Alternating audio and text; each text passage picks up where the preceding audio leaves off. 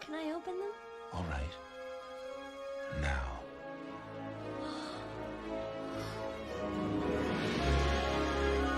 All right.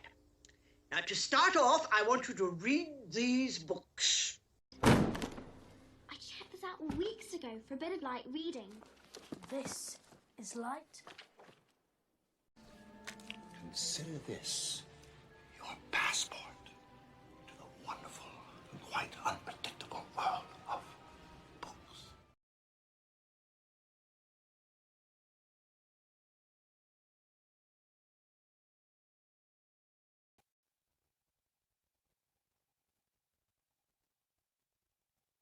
Ayn Rand's magnum opus, Atlas Shrugged, is in no particular category.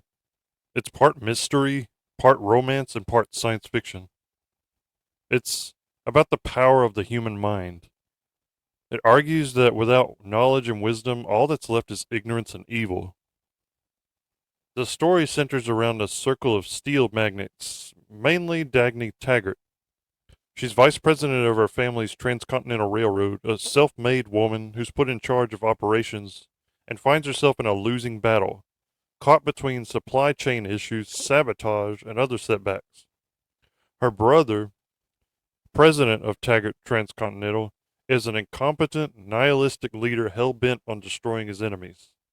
And Francisco d'Anconia is a copper manufacturer turned playboy. Hank Reardon, developer of a new steel that is lighter and less costly than normal steel. And John Galt, the mysterious architect of a new motor and leader of a secret cabal made up of the finest creative minds in the world. All these players come together in what I think is a monumental work of fiction. Dagny, she's the main character. We see most of the action through her eyes as she works hard to get to the bottom of why the world seems to be falling apart. All the while, she's traversing her own interpersonal relationships and trying to keep her family's company afloat. Funnily enough, the government in this dystopian future is run by ignorant bureaucrats. They seek to seize the spoils / ideas of self-made giants and share their findings / wealth with the less fortunate, without considering the logic or the repercussions of what they're doing.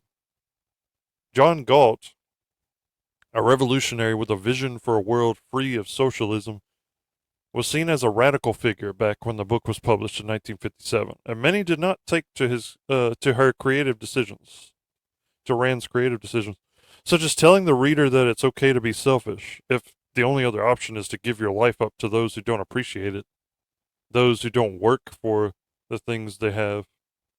But Atlas Shrugged, even with all the criticism, became popular, and since it sold 10 million copies, as of 2022, it's sold 10 million copies. So it's still being sold. It's, in my opinion, one of the singular works of literature, a well-conceived, well-written masterpiece. Rand touches on themes of individuality over collectivism, capitalism over altruism. Like, it's not good just to give charity to the people that don't actually try to work, that don't, try to make their lives better. They just rely on the government for everything. And creativity.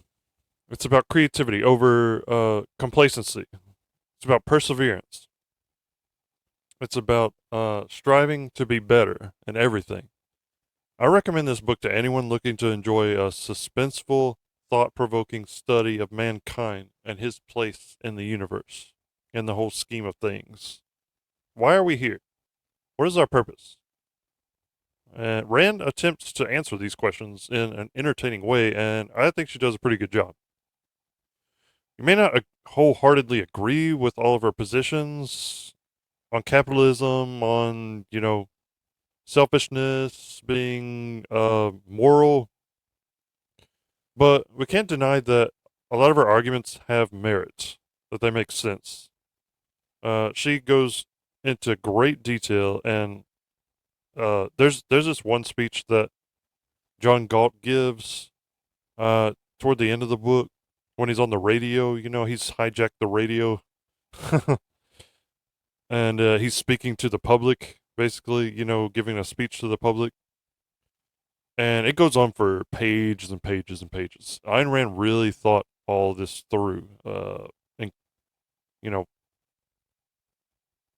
ad nauseum. Like, it must have taken her a while to conceive this to come up with this novel, because there's a lot that goes into it. There's a lot that's packed into this novel, and it's a lengthy novel, so you really gotta buckle down and focus.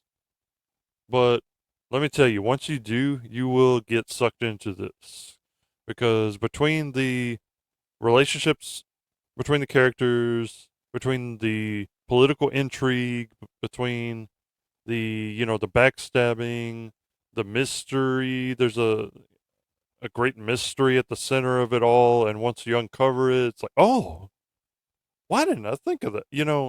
Like, it almost comes out of nowhere, but it makes sense though once you figure it out what's going on, because the author does not let you know right away what's going on. You have to figure it out, and that's why I thought this was a well thought out, a well written novel, well worth the read, and I'm gonna recommend it.